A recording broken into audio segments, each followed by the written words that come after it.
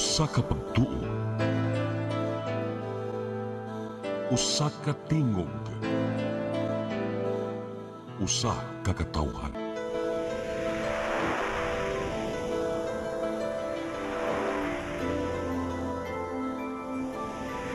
Cebu Catholic Television Network.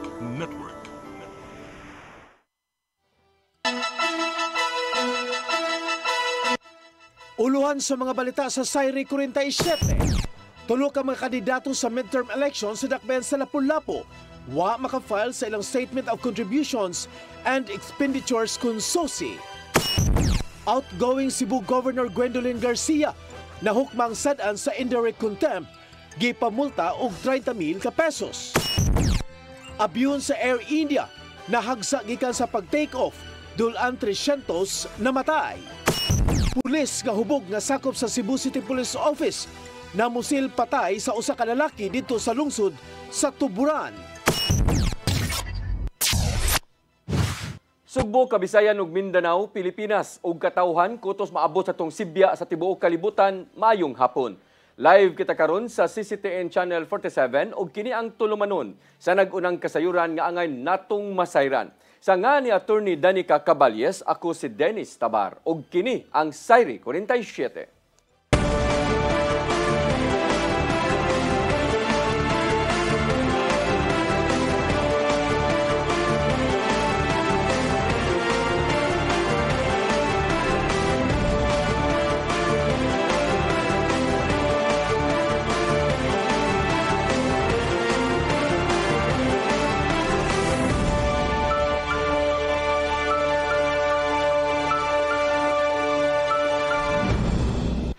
O karon sa kumpletong detalye sa atong mga balita, tulo ka mga kandidato sa midterm elections sa dakbayan sa Lapu-Lapu wa makaduso sa ilang statement of contributions and expenditures kun SOSI sa COMELEC. Samtang nadawat na sa libuan ka mga magtutudlo sa dakbayan sa Lapu-Lapu ang niserbisyo ni atong eleksyon nga ang dugang o sa kalibo ka pesos sa ilang honoraria.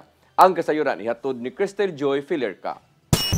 Sa 37 ka mga kandidato nga nagpapili sa midterm elections 2025 niadtong Mayo 12 sa dakbayan sa Lapu-Lapu, 34 lang ang nakafile sa ilang statement of contributions and expenditures kun SOSI sa buhatan sa Commission on Elections. Mato ni Attorney Anjanette Lamban, ang COMELEC officer, nga adunay mga kandidato nga sayo nga ni file apan aduna usab sa adlaw na mismo sa deadline ni atong Hunyo 11. Ang tulo nga wa makaduso sa ilang SOSI, wa makadaog sa eleksyon, apan sumapa sa COMELEC officer nga bisan pa man sila napildi, gikinahanglan gyud ang pag-file og SOSI. Tungod niini, sigon pa ni Attorney Lamban nga ang COMELEC Law Department namo imo evaluate silang multa sa wa pagpasa og SOSI ug kung makaapekto ba kini silang paglansar sa sunod nga eleksyon. Ang importante para gyud nga ang mga kandidato kung gusto pa man gyud sila nga mo balik og kandidato sa sunod nga or maabot nga mga elections, so dapat mo file gyud sila og SOSI.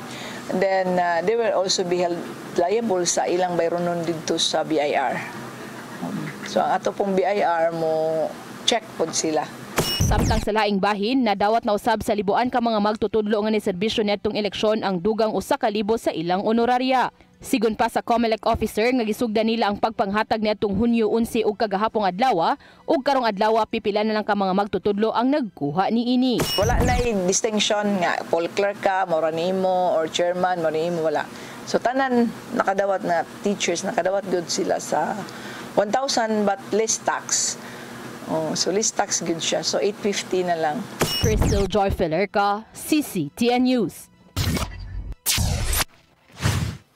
Kinahanglang muhatag og rason ang uban nga mga kandidato ngadto sa luhang buhatan sa Commission on Elections ngano nga nauwahi sa paghatag sa ilang statement of contributions and expenditures kun SOSI, matod ni COMELEC 7 Director Attorney Francisco Pubi nga gawas sa ilang SOSI iduso usab ang late filers nga ang ilang justification aron pagkadipinsa kung makadipinsa.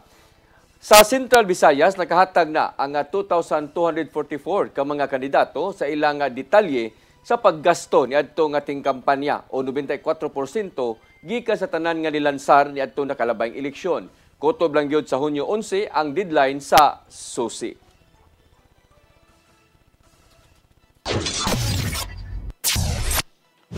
Kapin 400 ka mga tao ang nadakpan sa PRO7 nga nakalapas sa Kumilik Ganban og nakuhaan kini og dulan 448 ka mga nagkadaiyang kalibre sa armas. Ang kasayuran ihatod ni Arnold Bustamante. Mabot ngadto sa 429 ka mga tao ang nangadakpan sa Police Regional Office 7 human gipatuman sa Kapulisan Tibok Pilipinas ang Comelec Gun Ban gikan Enero 12 ngadto na sa Hunyo 11, 2025 subay sa pagpahugot sa seguridad sa May 12, 2025 national and local midterm election. Sa data sa Regional Election Monitoring Action Center kung REMAC, nakadusa ng kapulisan sa Central Visayas o 424 ka mga gun ban operations nga may resulta sa pagkasikop sa 429 ka mga tao o pagkasakmit sa 448 ka mga armas, 3 ka explosives o 1,251 ka mga bala sa lain-laing kalibre sa armas. Kini nga operation gilusan pinagi sa lain-laing nga law enforcement activities, lakip na niini ang 14 ka checkpoints based apprehensions, 242 ka mga police response o patrol operations, 103 ka mga anti-illegal drug operations, 10 ka gun buy bust o 55 ka laing law enforcement operations. Sa mga nasakmit ka mga armas, 431 niini mga ubos ang kalibre, 3 ang light weapons o 11 ang paltic con improvised firearms. Subay sa gihimong region-wide election security campaign ang PRO7, nakahimong 41,969 ka mga Comelec checkpoints, lakip na niini ang 10,476 ka mga spot mobile checkpoints, 5,457 ka mga border control points, 3,431 ka mga joint AFP-PNP checkpoints ug 22,605 ka mga strategic checkpoints. Mato ni Police Brigadier General Rodrigo Maranan, ang hepe sa PRO7, nga ang subsub nga deployment sa mga personal sa PNP ug AFP may naghataw og dakong papel nga nakabot ng zero election-related incidents sa Tibok Central Visayas aron makapili ang katawhan sa gusto nila nga mamuno sa nasod. Gidayeg ni Maranan ang iyang mga personel nga gipakita nini ang dedikasyon sa trabaho alang sa kahusay kalinaw sa Tibok Central Visayas. Arnold Bustamante, CCT News. Outgoing Cebu Governor Gwendolyn Garcia nahukmang guilty sa indirect contempt tungod niini pamultahon sa ombudsman si Garcia og 30,000 ka pesos tungod sa pagbagahi sa pagsunod sa suspension order. Ang kasayuran ihatod ni Mary Rose Sagarino. Pamultahon sa ombudsman si outgoing Cebu Governor Gwendolyn Garcia human nahukmang guilty sa indirect contempt tungod kini sa giyong pagmagahi sa 6-month prevention suspension order nga giluwatan ni Ombudsman Samuel Martirez ni adtong Abril. Matud sa mandong giluwatan ni Martirez nga gipagawas karong adlaw nga igo lang nilang gidisiplina ang kinsang opisyal nga wala ni sanung sa ilang hukom. Gipahamtangan ni adtong Abril si Garcia og suspension gikan sa ombudsman tungod sa gingong quarrying sa Manang River sa Dakbayan sa Talisay. Apan kapila ng gibarugan sa mga abogado ni Garcia nga dredging lang ang gibuhat sa maong sapa sa miaging tuig tungod sa El Nino. Multahan si Garcia og 30,000 pesos og baryan dito sa uluhang buhatan sa ombudsman. Mahinumdumang gituman nilang Garcia ang temporary restraining order nga giluwatan sa Court of Appeals batok kang Martirez. Sa gipadang mensahe ni Garcia sa mga sakop sa media, nagpabilin ang iyang pagduda nganong wala gituman ni Martirez ang TRO. Niadtong nakalabay nga semana ni duso og motion to quash si Martirez aron libkason unta ang TRO sa Court of Appeals og ipatuman ang suspension order. Mary Rose Sagarino, CCTN News. Grupo sa mga supporter ni Duterte mopahigayon og Thanksgiving rally alang sa kadaugan nila ni Governor-elect Pamela Baricuatro og PDP Laban Senators. Diha usab ipadangat ang kahingawa human sa nahimong dangatan sa impeachment complaint batok kang Vice Presidente Sara Duterte. Ang kasayuran ihatod ni Gian Navarro. Gipangandaman sa mga supporters ni kanhi Presidente Rodrigo Duterte ang himuong Thanksgiving rally aron sa ulugon ang kadaugan nilang Governor-elect Pamela Baricuatro ug Senators-elect ubos sa PDP Laban. May tabo kini karong Hunyo 29 sa gabi sa Dakbayan sa Sugbo. Apan gipangitan pa kini og maayong venue human giproseso pa nila ang permiso.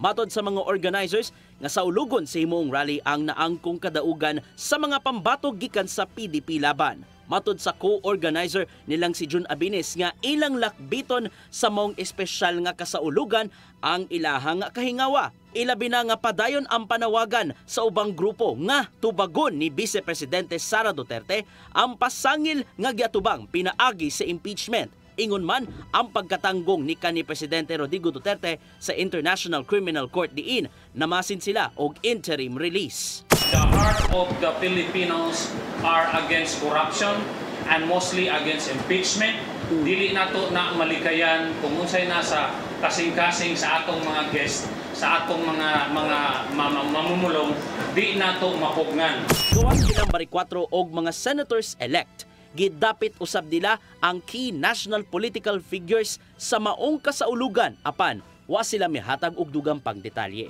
Maghiusa ta, magkuyog ta anang adlaw nga atong i-celebrate ang iyang kadaugan og time na pod nga makapasalamat ta nila in person. Samtang gipaambit ni kanhi COMELEC Commissioner Rowena Guanzon ang nimong panagkita nilang Barikwatro sa miaging adlaw. Igo lang niyang gi-congratulate ang kadaugan ni Barikwatro ug nanghinaot nga magmabungahon ang termino. And I think the great province of Cebu will benefit a lot from her leadership and her experience and Governor Palm's compassion. Tingwa sa mga Duterte supporters din sa Sugbo nga matud pa mapalanog ang ilahang tingog sa nasod alang sa maayong panggobyerno. This is the time for every Filipino to not to stay silent, to be relevant, to discuss what really matters. Gian Navarro, CCTN News.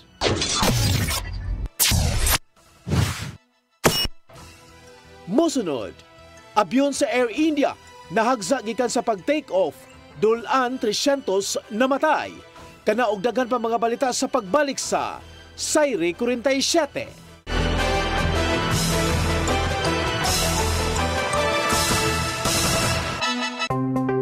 Discover the beauty of the Philippines.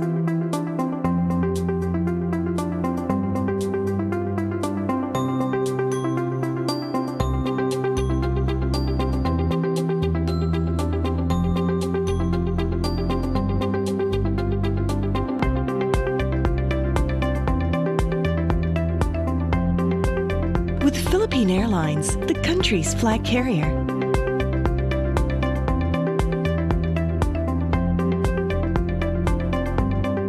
The airline that lets you feel the warmth of the nation.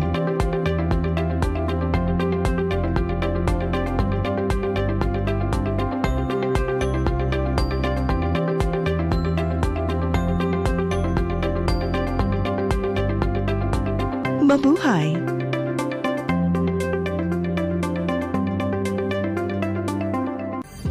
Ito ang programa kung saan magko-collaborate ang ating mga ozone na doctors para ibahagi ang kanilang kaalamang medikal. I believe with all my heart that the Lord is allowing us to understand that He's the one who are extending this life and we have to really take care of our body. Yes. Matag episode, among ipaambit ninyo ang mga healing testimonies. Every day, pag gising mo, iisip ko kung ilang taon na lang yung tatagal ko, yung ganun. This is your path to a new start. OzoneMed Wellness Clinic New Start. Mapapanood every Saturday, 8 to 9 a.m. Og ang replay airing matag Miyerkules, 1:00 hangtod 2:00 sa hapon. Dinhilang sa CCTN Channel 47. PRO7 Action Files. Mga panghitabong naglambikit sa katawan. Ihatagan ng aksyon o kasulbaran sa kapulisan. PRO7 Action Files. Base sa talaan sa Police Regional Office 7. Nakakasong panayong isuway at taganong katinawan. Pinaagid ng maong tulumanon. PRO7 Action Files. Abang kaninyo sa Police Regional Office 7 o NTV CCTN.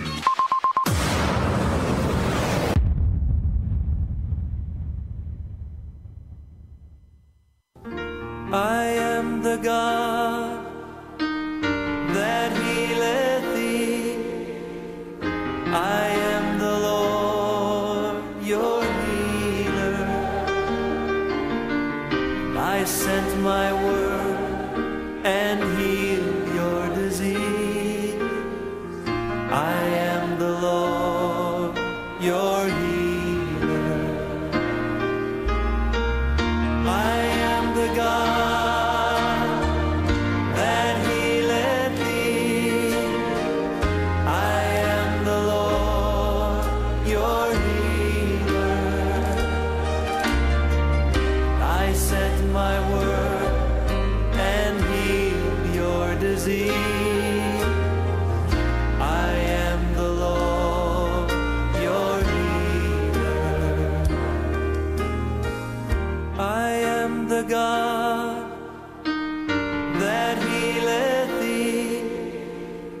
I am the Lord, your healer. I sent my word and healed your disease. I am the Lord, your healer. I am the God that healeth thee. I am the Lord, your healer.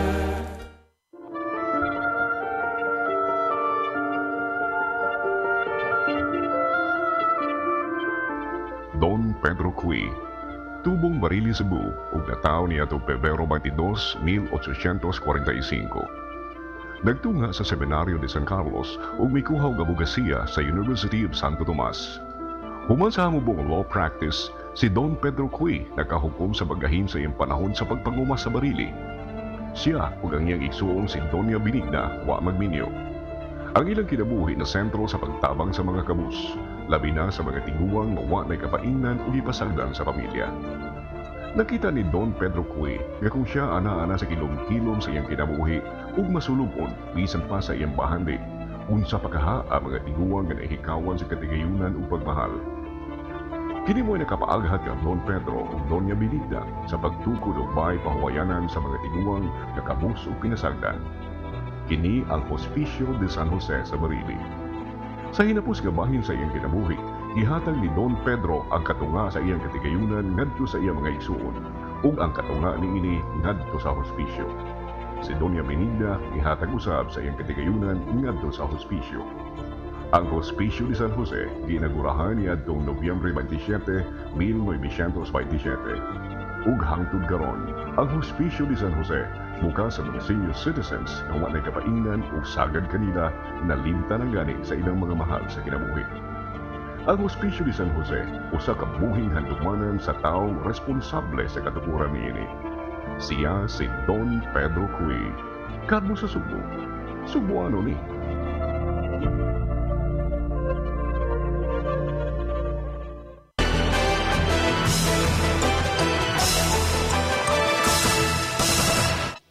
Balik sa ato mga balita, dulaan 300 ka mga tao nakalas sa pagkahagsa sa abyon sa Air India. Pipila ka minutos gikan sa pag-take off sa tugpahanan. Samtang nagpaalim karon sa tambalanan ang nag-inusara nga survivor human daling milayat sa exit door. Ang kasayuran ihatod ni Gian Navarro. Gikumpirmar sa Air India nga moabot sa 291 ka mga tao ang nakalas ug usa ang naluwas humanahag sa ang ilahang abyon kagahapon. Mupaingon unta sa London ang maong eroplano diin sakay ang 169 ka mga Indian nationals, 53 ka mga Briton, 7 ka mga Portuguese ug usa ka Canadian. Milagro ang naangkon sa pasaherom si Vishwash Kumar Ramesh human nakalingkawas sa maong pagkahagsa. Gikan lang nag-take off sa Ahmedabad Airport ang Boeing 787 nga abyon. Apan pipila ka minutos kalit lang kining na-crash paingon sa residential area. Swerte nga daling nakalayat ang nag-inusarang survivor sa exit door sa diyang nakadungog og buto gikan sa makina ug kasamtangan ng nagpaalim sa tambalanan. Apan way swerteng naamong sa mong airplane crash ang usa ka medical school diin 50 ka mga medical students sa sulod ang naapil sa mga namatay. Tungod sa hilabiang kagrabe, may diretso ang mga eksperto gikan sa Estados Unidos o United Kingdom dito sa India aron susihon ang maong insidente. Gisiguro hinoon sa mong airline company nga abagan ang kabanay sa mga biktima diin makadawat ang matag usa og kapin 6.5 million pesos. Nasuta hinoon sa US Transportation nga di sila daling makahukom kung ihunong na ba ang operasyon sa Boeing 787 nga mga abyon bisan sa naangkong engine failure. Gibantayan nila karon kung unsa naman ang nanghimungdagan sa nagpadayong investigasyon. Gian Navarro, CCTN News. Nagplano nga magbutang og kaugalingong command center ang Mandaue City Police Office aron mas mapalambo pa ang emergency response o pagsanong sa direktiba sa National Police nga si Police Lieutenant Colonel Mercy Villaro at ipamaba sa MCPO nagkanayon nga inisyatiba nagtumong sa pagpalig-on sa koordinasyon ug pagkunhod sa oras sa pagtubag sa mga alarma ngadto na lang sa 3 ka minuto. Sa kasamtangan, ang kapulisan sa Mandawi nagsalig sa City Disaster Risk Reduction and Management Office alang sa access sa CCTV network sa syudad. Si Villaro nibisita na sa command center sa CDRRMO aron mahibaw-an ang bahin sa sistema, kagamitan o operational setup ni ini. Tapang ta diri sa ato ang LGU nga sa pag-monitor sa ato mga kadalanan kay mausap pod na, and we are also ma-monitor sa nato ang traffic incidents, traffic accidents, and sa ato ang mga personnel nga naa sa mga kadalanan, and para dali sad pod ang mga pag-response if na ay mga nakinahanglan og tabang sa atong mga kapulisan.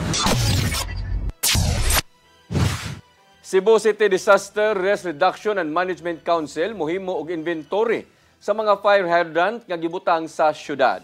Alang kini sa mas paspas nga pagresponde kung mutumaw ang sunog. Ang kasayuran ihatod ni Gian Navarro.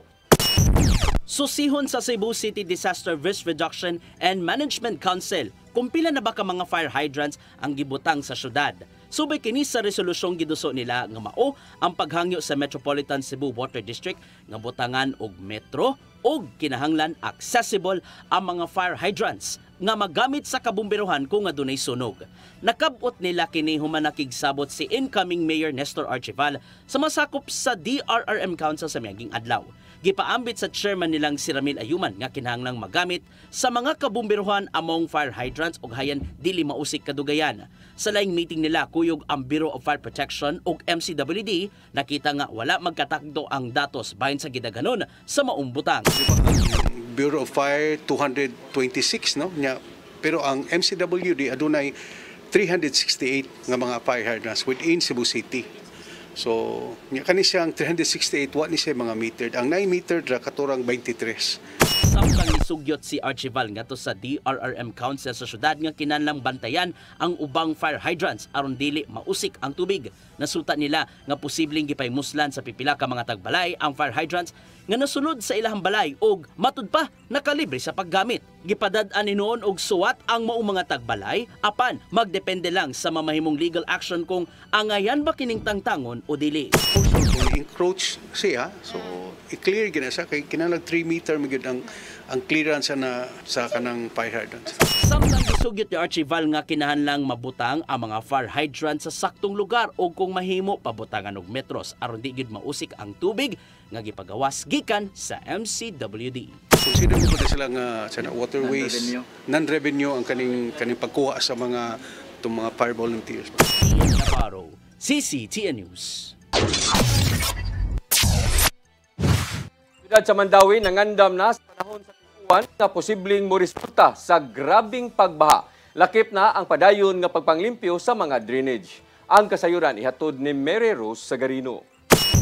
Human sa nasinating pagbaha sa ning labay nga mga adlaw tungod sa grabing uwan. Lakip kini og ang gikatakdang masinating habagat ang gihisgutan sa quarterly meeting sa Mandawi City Disaster Risk Reduction Management Council. Gitino ang mga pagpangandam sa matagbuhatan og ahensya nga miyembro sa council. Lakip ang City Health Office, City Social Welfare and Services, CDRMO, Police, Bureau of Fire and Protection ug uban pa. Among i-identify daan na, for example, if ang uwan, heavy rain in Mandawi City, kabaw na may unsa nga parts ang expected mo baha.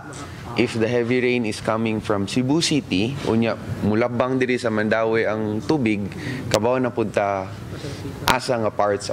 These are not the same parts. So, ang ato is pag-anticipate.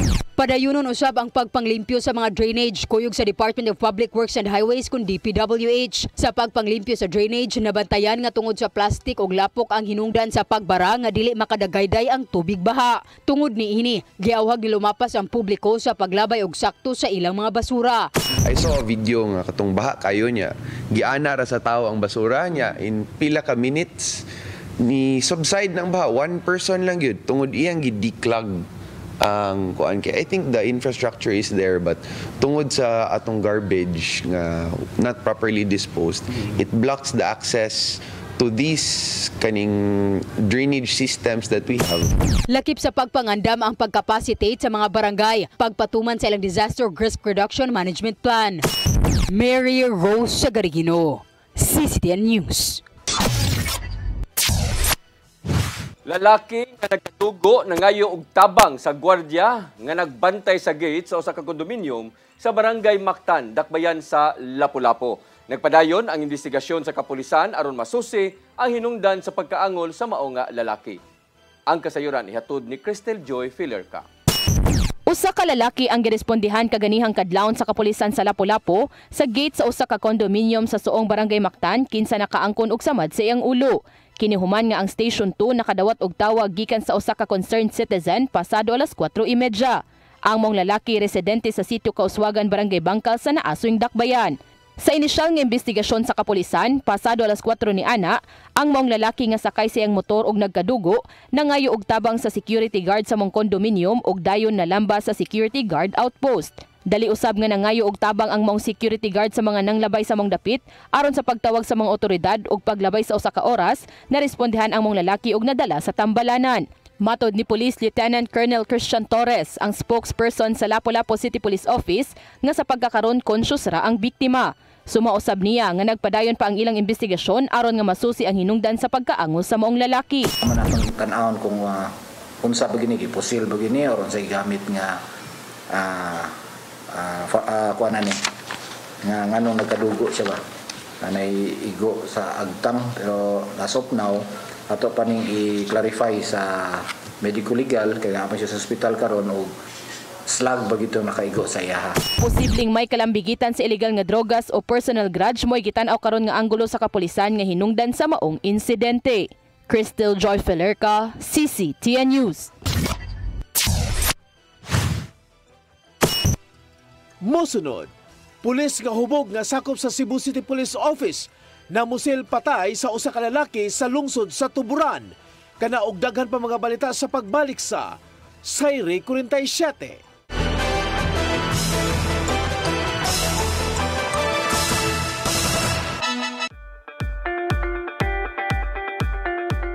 Congratulations! Nunito Tatay Dodong A. Lamchua, awarded as Cable TV Maverick, Father of Cable TV in the Philippines, given by Philippine Cable and Telecommunications Association Incorporated, PCTA, from Phil Products Group of Companies.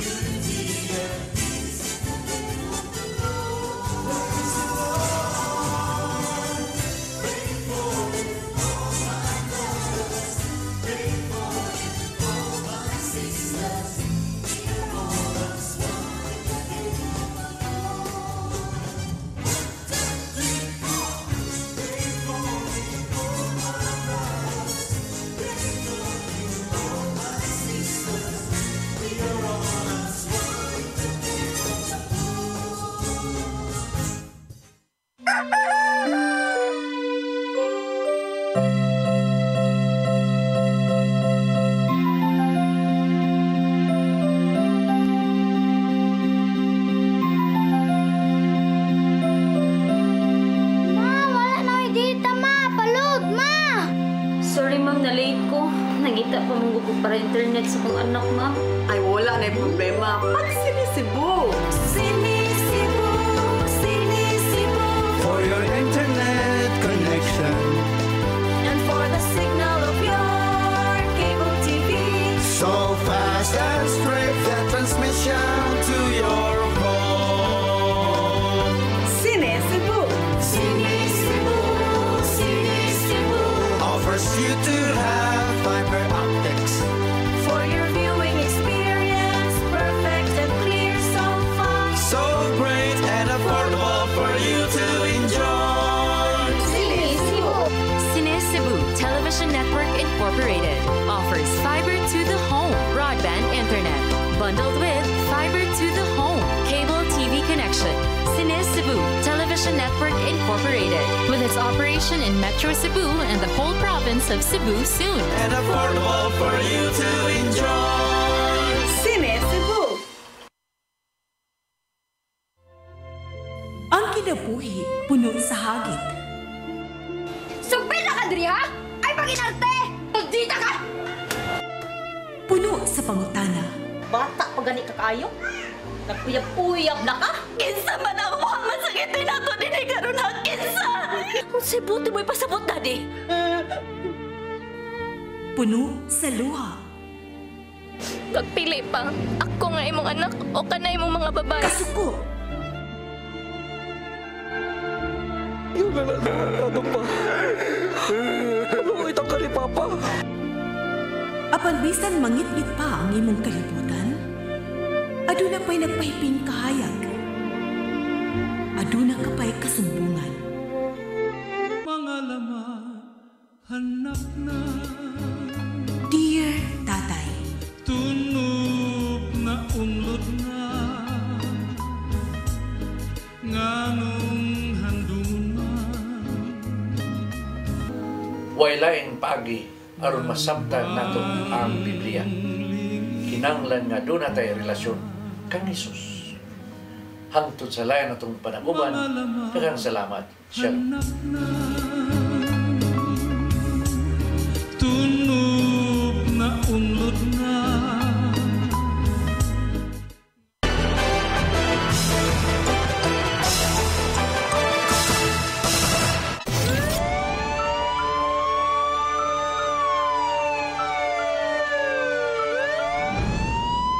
Balik sa ato mga balita, pulis nga hubog nga sakop sa Cebu City Police Office na musil patay sa usa ka lalaki didto sa barangay 6, lungsod sa Tuburan. Biktima nasaypan nga apil sa tapok sa mga batan-on nga nag-inom nga iyang gikaengkwentro niya ng buntag. Ang kasayuran ihatod ni Arnold Bustamante. Pulis nga sakop sa Cebu City Police Office ang nabalhog karon sa Tuburan Police Station man na musil patay sa iyang silingan sa barangay 6, lungsod sa Tuburan. Alas 6 ang takna ganin na buntag. Ang suspitsadong pulis gila nga si Police Staff Sergeant Florante Perocho Hoyle nga destino sa City Investigation and Detective Management Unit sa CCPO. Nakadapat og tawag sa telepono ang Tuburan Police Station nga dunay nitabong pagpamusil sa mga barangay. Dali nga miresponde ang alert team sa mga police station sa pagpangulo ni Police Master Sergeant Alpiche Mangaron. Ang Deputy Investigator uban nila nga Police Corporal John Ronald Idolantes o Patrolman Gestoni Panya. Pagabot sa dapit, naabtan pa sa mga pulis ang biktima nga si Leo Vergil Finsueco nga nagbuyod og nagkadugo. Gidali ni pagdala sa Tuburan Emergency Responders kun andam ambulance sa Tuburan District Hospital pan gideklara kini ni Dr. Ralina Escuerdo nga dead on arrival. Mitahan hinundayon sa mga pulis ang suspitsado o kasamtangan ng kustodiya sa Tuburan Police Station o gitakdang ipaubos sa paraffin test ang duha ka mga kamot niini. Sa gihimong investigasyon sa kapulisan sa Tuburan, mato ni Police sa Captain Don Blaine Tabares, ang Information Officer sa Cebu Police Provincial Office, nakalitlangan abot ang maoga suspitsado sa dapit nga gituwa ang hubog o nakigistorya sa grupo sa mga batan-on nga nag-inom. Apan pipila ka gutlo ang nakalabay, mitumaw ang panaglalis o kalitlang nga gisagpa ni Hoyle ang usa ka lalaki nga giila nga si Lionel Angelio Flores nga naigo siyang Wang Aping. Nahitabo dayon ang lamok-lamok nga mikuha siyang armas ang suspitsadong pulis gikan siyang hawak o giya matod pa kining gipasalba tumong sa yuta nga resulta sa pagdinaganay sa lain-laing direksyon sa mga lalaki nga nagtapok. Apan ang suspitsado misulod kini sa balay sa biktima ug daing pusil tumong sa ulo nini gamit ang iyang armas. Atol sa pagsurrender sa suspitsado, nakuha sa mga pulis ang armas niini nga kalibre Colt 45 nga dunay bala sa magasin niini ug usa ka empty shell. Sa diha nga nakasakay na sa patrol car sa Tuburan Police Station ang suspitsado ang igsuon ni Sueco tungod sa kasuko. Gilabay niya kinig dakong bato apan didto kini miigo sa bildo sa luyo sa patrol car nga maayong pagkabuak niini. Tungod sa gihimo, giapil kini sa pagdakop sa mga pulis sa kasong malicious mischief o gidala sa police station. Magatubang og kasong kriminal ug administratiba si Police Staff Sergeant Floranti Pirocho Hoyli o posibleng mataktak pa kini sa trabaho o gipaimbarguhan ang sabsiya siyang tsapa. Arnold Bustamante, CCTV News. Driver sa motorsiklo patay samtang naangol ang angkas sumano og tangan og brake ang gimaniho nga motorsiklo. Kini nahitabo sa may Trans Central Highway sa barangay Malubog, siyudad sa Sugbo kagabi. Ang kasayuran ihatod pagbalik ni Arnold Bustamante. Patay ang 42 anyos nga lalaki human kini disgrasya siyang gimanihong nga motorsiklo alas 8:12 kagabi sa barangay Malubog sa Dakbayan, Sugbo. Ang biktima kailangan si Raul Arnibal Dumdum, 42 anyos, taga Kawayan, Sitio San Roque sa barangay Lahog sa siyudad sa Sugbo.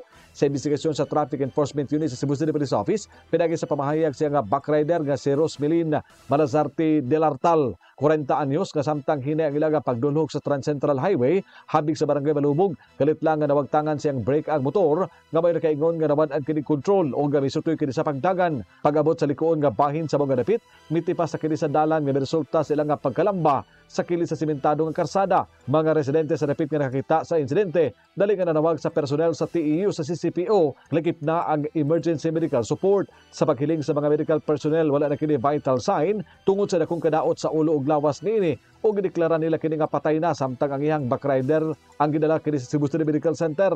Tungod ni mipahimangno ang TEU sa CCPO sa mga motorista nga mag-amping sa kanunay sa panahon nga magmaneho sa ilang nga motorsiklo diha sa Trans Central Highway tungod sa sunod-sunod nga mga disgrasya o daghana ang kinabuhi nga nakalas. Arnold Bustamante, CCTV News. Mga mopasod o mogamit og mga kontrabando sama sa cellphone ug uban pang electronic devices sa Mandawi City Jail, mahimo na unya nga pamultahon. Ang ordinansahon kabahin niini napasar na sa konsiho sa unang pagbasa. Ang kasayuran ihatod ni Mary Rose Sagarino. Giaprobahan sa Konseho sa Dakbayan sa Mandawi sa unang pagbasa ang ordinansahon nagdili sa paggamit og pagpasud og dili otorisado nga mga cellphone ug electronic device sud sa City Jail. Ang ordinansahon gipangamahan ni Konsehal Oscar Del Castillo nagtumong sa pagpalambo sa seguridad ug pagpugong sa mga ilegal nga kalihukan ug krimen. Gidili kini gawas lang sa mga otorisado nga paggamit sama sa online court hearing o mga emerhensya nga gitugtan sa jail official. Ang mga masakpan nga makalapas nga piniriso mahimong mag-atubang og 3 hangtod sa 6 ka buwan nga pagkapriso ug multa nga 5,000 pesos. Kung ang mga bisita sila mag-atubang og susamang silot og posibleng dili natugtan nga makabisita pagbalik sa prisuhan. Samtang ang mga jail officer nga malambigit sa smuggling devices mag-atubang og administrative sanction og disqualification sa pagdawat og allowance. Ang ordinansahon gisuportahan ni Jail Superintendent Conrad Marcelino Basilio nga nag-ingon nga kini makatabang sa pagpakunhod sa ilegal nga mga kontrabando. Ganon yung mga ibang mga nagnanais na magpasok o magpasok ng mga illegal na kontraband gaya ng mga electronic gadgets, mga cellphone, ay mabigyan ko ng karapatan na sanction. Ang ordinansa ipaubos sa ikaduhang pagbasa karong Lunes. Mary Rose Sagarino, CCTN News.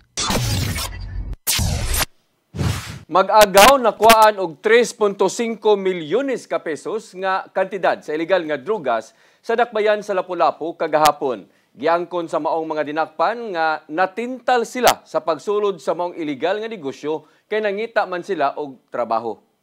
Ang kasayuran ihatod ni Crystal Joy Filerca. Nasikop sa kapulisan sa Lapu-Lapu City ang mag-agaw nga high-value individual human masakmit kanila ang tunga sa kilo nga illegal nga drogas. Ato sa gipahigayong buy-bust operation sa Sitio Pakpakan, Barangay Basak kagahapong adlaw, pasado 1:30 sa kadlawon. Ang mga dinakpan mao si alias Rex ug alias Naif, parehong 28 anyos ug taga Lanao del Norte apan kasamtangang nagpuyo sa Sitio Iba, Barangay Basak. Nakuha kanila ang 8 ka pakete sa gidudahang shabu nga nitimbang og 515 gramos ug aduna kini standard drug price nga 3.5 million pesos. Matod di Police Lieutenant Colonel Christian Torres, ang spokesperson sa Lapu-Lapu City Police Office, nga usa ka buwan na nilang gimonitor ang duha ka sospek. Bag-o lang usab kining nisulod sa maong trabaho. Matag semana, makatagak sila og tagtunga sa kilo sulod lang sa Lapu-Lapu City. Ug base sa revelasyon sa mga sospek ngadto sa kapulisan, tagadakbayan ra gihapon ang tinubdan sa maong mga drogas. Local ra ilahang transaction within Lapu-Lapu lang. Ato pa na sang gisubay ang ilahang source sa gyud na initially gi-reveal nila nga ang ilang source is naar sa diri sa lugar. Nagi mas dako nila nga source nga bagsakan na sila og half kilo per week. Giangkon hinuon nila ni alias Rex ug alias Naif ang maong pasangil, apan suma pa nilang igo lang silang gisugo sa pagtagak niini. Sigon pa nila nga kini mo'y una nilang transaksyon tungod kay wa pa sila usa ka buwan sukad sila nagpuyo sa dakbayan sa Lapu-Lapu. Construction worker mo'y trabaho sa mga dinakpan dito sa ilang lugar ug nanimpad sa Lapu-Lapu City aron makakita og maayong trabaho. Apan imbis nga mangita og maayong trabaho, natintal sila sa mong matang sa trabaho tungod kay ang ilang kaila dito sa Lanao del Norte mo ay naghatag kanila og koneksyon sa tinubdan sa maong mga drogas. Pira mangguto sa mo nya kanang murag na kuan mi bagay atagon do mi kwarta. Oh. Mo to natintal mi ba? Dako kontra sa anang kita nga kanang pareha ng tricycle driver mas dako gyud kay sayo dali rang kwarta. Ang duha nagatubang karon og kasong kalapasan sa Section 5 ug 11 sa Article 2 sa Republic Act 9165. Crystal Joy Felerca, CCTN News. Mao kadtong naglangkob sa atong mga balita sa Sayre 47. Sangan sa ako ang partner nga si Attorney Danica Caballes, ako si Dennis Tabar. Hangtod Lunes pohon dinigapon sa inyong paboritong tulumanon, Sayre 47.